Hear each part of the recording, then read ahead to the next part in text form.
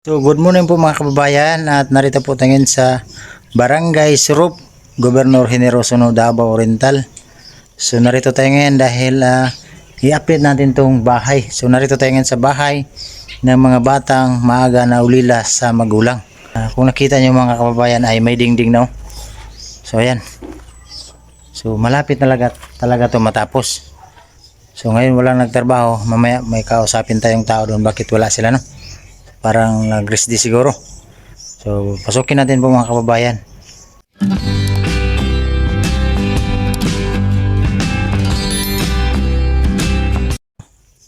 Ito na yung loob niya. Ay, hindi pa na floringan pala. Ayan. Ito yung loob. May dingding na at may pile na yan no. Ito po mga kababayan ay puro kahoy ito. Ayan o. Yung nakita ko niyo sa vlog ko na grabe yung inakyat namin sa kabundukan. Ito yung ginamit dito para matibay talaga ba. Ayan o. Hindi po ito nyog. Puro to kahoy. Kaganda to matapos. So floringan pa yan dyan mga kababayan no? Sa kuan. Tapos plastiran. Tapos pinturahan. Para maganda talaga yung titirahan ng mga bata. So malaki to. Yan o. So ilang pile kaya to?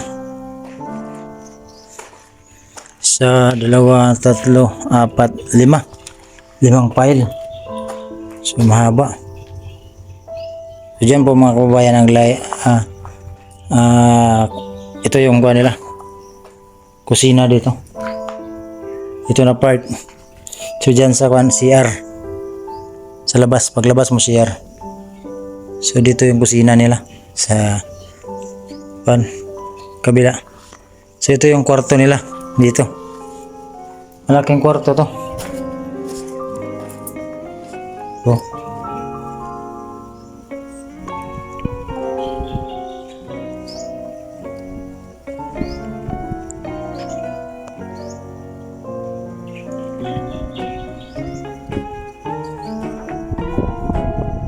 Napakaganda tong bahay matapos to po mga kababayan dahil napakalaki to. You know? Ang maganda dito kasi ang mga ginawa natin sa kanila puro mga kahoy ba, matitibay. Kaya magtagal talaga to. Yan.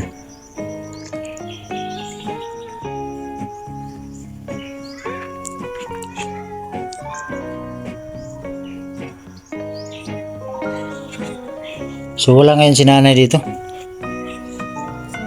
Bakit kaya wala sila? So may tumawag kasi sa akin kagabi yung yung kapatid ng mama ng mga bata, yung lalaki yung kausap ko sa vlog. Hindi pa daw nadeliveran yung buhangin. Kaya hindi pa sila nakatrabaho dito. Yan po mga kababayan.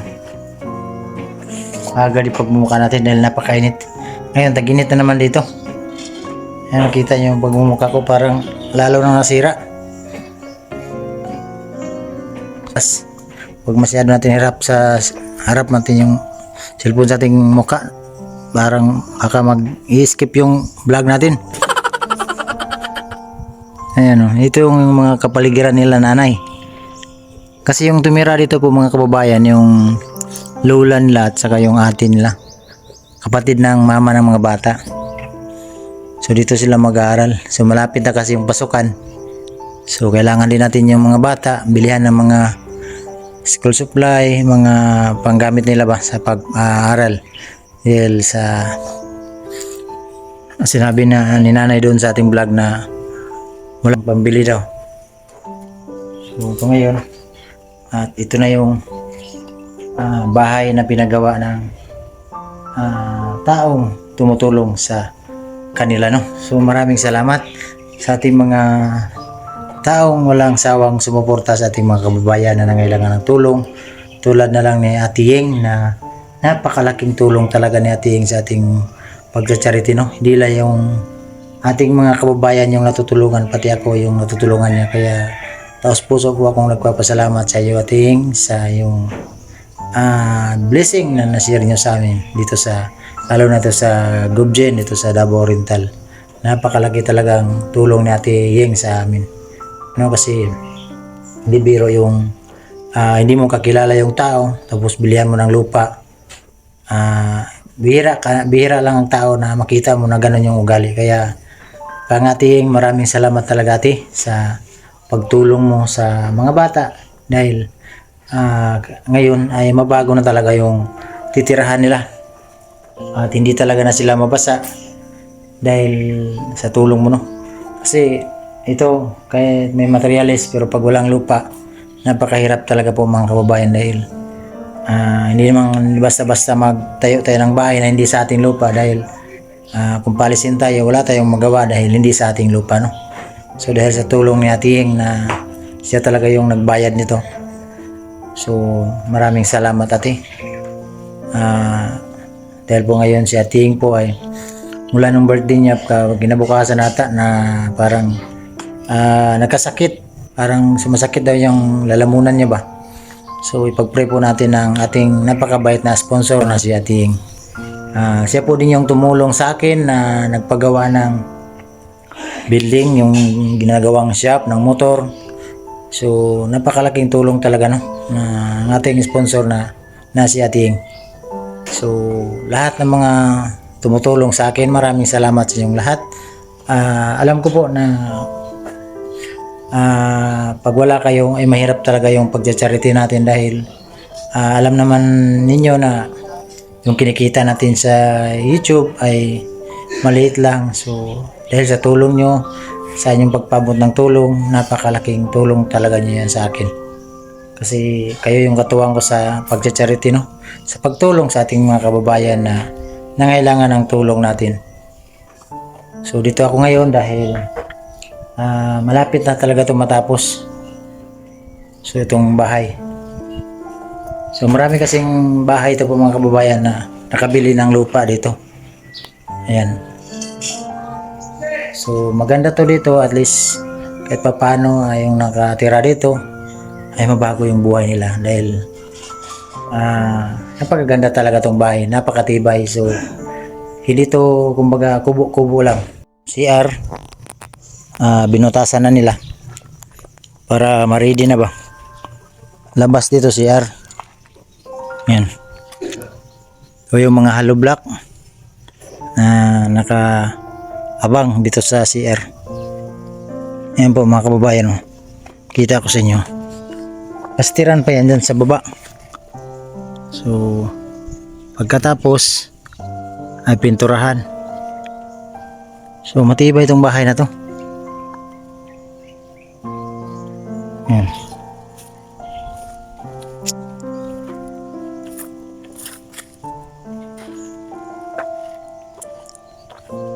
Ito yung forma ng bahay nila.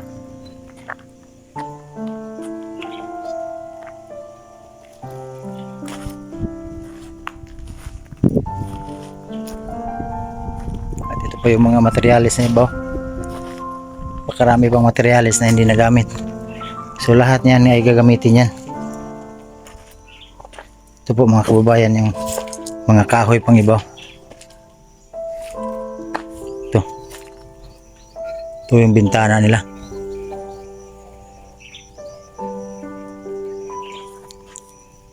Yan. So maganda tong bahay. Kasi maganda dito po mga kababayan dahil may ano na tinanim si nanay, siguro nagtanim nito. Kuha ng tanglad. Nagtanim-tanim na si nanay. Nakaready na yung mga tanim ni nanay. Ito po mga kababayan. Yan, tanim ni nanay yan. Ito yung mga materialis pang iba. Mga wire. Yung mga kahoy. So maganda dito talaga, napakatahimik ko. Kung nakita nyo yung sarap dito ba pag hapon, ayun o, marinig mo yung mga kuha ng mga ibon. Ito yung maganda tirahan kasi napaka peaceful na lugar, safety, tapos may signal. Ito yung maganda dito kasi may signal po mga kababayan dito. Mahirap kasi tumira ka walang signal.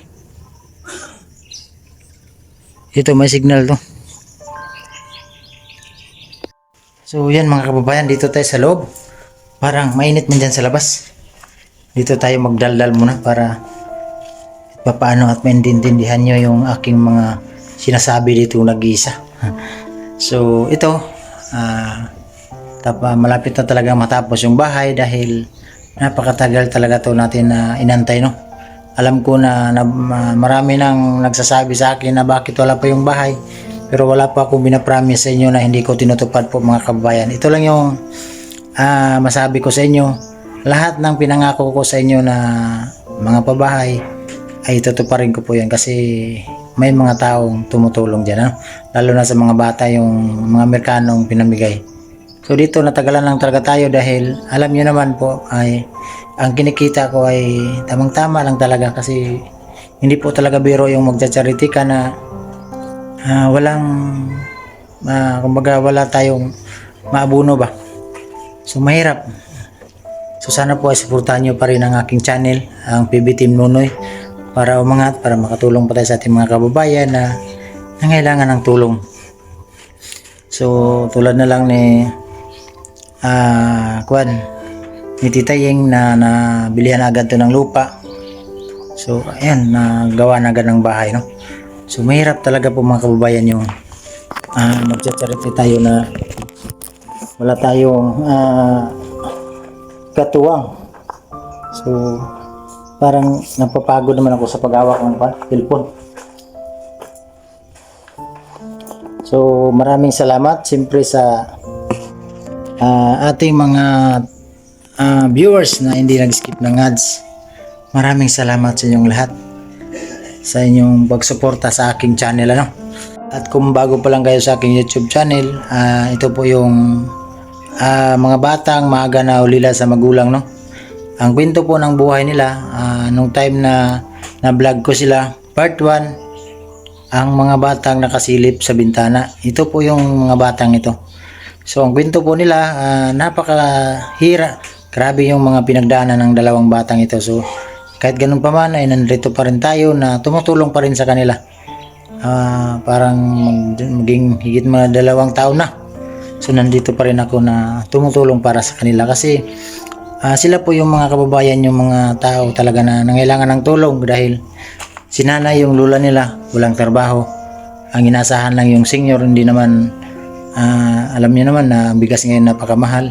So mahirap, may mga bata nag-aaral, wala si nanay, walang trabaho. Kaya hindi ko talaga sila iniwanan na tinutulungan, no? So ito ngayon natupad na yung mga bahay na ating na-promise para sa kanila. Alam ko po na marami talagang nagsasabi dito na bakit wala pa yung mga bahay ng mga bata. So ito linawin ko lang. Kaya ito natagalan dahil napakahirap talaga po mga kababayan yung mag-charity tayo na walang katuwang. So magpasalamat talaga tayo kang Ating dahil binigyan talaga ng lupa, binilihan ng lupa, no? Nagpabot si Ating sa atin ng 40,000 para ibigay dito sa mga bata sa lupa. So salamat Ating, siya yung nagbayad dito para matayuan talaga ng bahay, no? So first nagpabigay nito ang bahay ay si Tita Den. So ang kwento po ni Tita Den sa nung na-vlog ko, first ko vlog sa kanila, sabi ni Tita Den na paggawa natin ng bahay yung mga bata, yung pamilya na mga nakasilip sa bintana ng mga bata. So ayun, pag vlog ko ngayong araw, pagkagabi nun, ay napakasaya daw nila. Yung pagkatapos ko sabihan na bahayan, ay hindi natin inasahan na bawat isa sa atin na grabe yung mga pagsubok ba. Ayun, natumbahan sila ng kahoy. So yun, namatay yung mama nila at saka papa. At masakit doon kasi buntis pa yung mama nila. So yun, namatay sila. So yung bata mabuti nakaligtas pero dinala pa yun sa ospital doon sa Tagum. Kaya kinuha ko pa yung bata doon, yung si Isay. So grabe yung mga pagsubok sa kanila. So kahit ganun pa man yung pabahay ni Tita Dens, sabi ni Tita tuloy pa rin natin kasi kawawa. So hanga din ako talaga kang Tita Dens kasi kahit wala na yung mama nila at saka papa, pinagpatuloy pa rin niya yung pagtulong sa mga bata. So Tita Dens, kung mapanood mo itong vlog na to, taos puso po akong nagpapasalamat sa iyo dahil sa mga blessing yung na-share nyo sa mga bata, lalo na sa akin, no? So napakalaking tulong din ni Tita Dens, kaya sa ating mga sponsor, hindi po natin kalilimutan yung kabutihan na nagawa nila sa ating mga kababayan, na tayo yung ginawang tulay para matulungan yung ating mga kababayan, no? So maraming salamat. So ngayon ang bigay na naman may bago tayong kababayan na napakabait din, na si Ate Yeng, na matulungin. So sana po Ate Yeng gumaling ka na, no? Si Ate Yeng po ay Bisaya. So kung bago pa lang kayo sa aking YouTube channel, itong bata to mula to part 1 parang part 22 na to. So nakalimutan ko na kasi mga kababayan dahil ilang beses ko na to binalikan sila. So ngayon wala si nanay dito, nandoon sa tawag dito, bahay nila yung pinupuntahan ko, nandoon si nanay nagbantay ng mga bata kasi wala pang pasukan. Puntahan ko sana pero mainit man. So nakita niyo po mga kababayan, napakahagard na yung pagmumukha ko sa kadaldal dito. So yun mga kababayan, at dahil wala si nanay ngayon dito at yung mga bata, so siguro tawagan ko na lang mamaya para makausap ko yung yung problema dito, bakit wala sila ngayon dito nagtrabaho. So nagsabi kasi nung kapatid ng mama ng mga bata, yun yung lalaki na kausap ko palagi sa aking vlog, ay wala pa daw buhangin. Siguro kaya na sila natagalan dito. So Ate Yeng, ito na yung ating pinagawang binilihan mo ng lupa, no? So si Ate Yeng din po ang nagastos nito, yung itong materialis to, itong tawag ito, itong kahoy. Si Ate Yeng po yung nagbayad pa rin nito. So napakalaki tulong talaga sa ating sponsor, no, si Ate Yeng. So ate, salamat. At siyempre magpasalamat din ako sa ating mayor ito sa Gubjin. Walang iba kung hindi si Mayor Juanito Kulot Hinojales at sa kanyang asawa na Vice Mayor na ngayon. Congratulations ma'am, Exime Hinojales. Ayan, napakabait pong yung mag-asawa, no, na si Ma'am Pinky at saka si Ma'am si Mayor. Napakabait po talaga na personal yan silang dalawa. Deserve na talaga nila yung manalo kasi sila yung taong karapat dapat dito sa Gobernador Generoso. Ayan. So yan na po mga kababayan, dahil mainit, napakainit dito. So uwi na po ako dahil wala pa po akong kain. So ako po ay magpapaalam na muna sa inyo.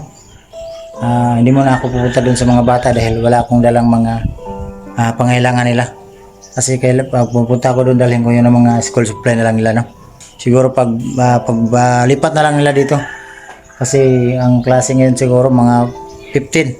So balik pagpasokan nila. So dyan na lang tayo mamili para sa isa na lang sabay-sabay. So ito ang ating pinagawa, no? So salamat at God bless yung lahat. Maraming salamat po mga kababayan. Thank you po.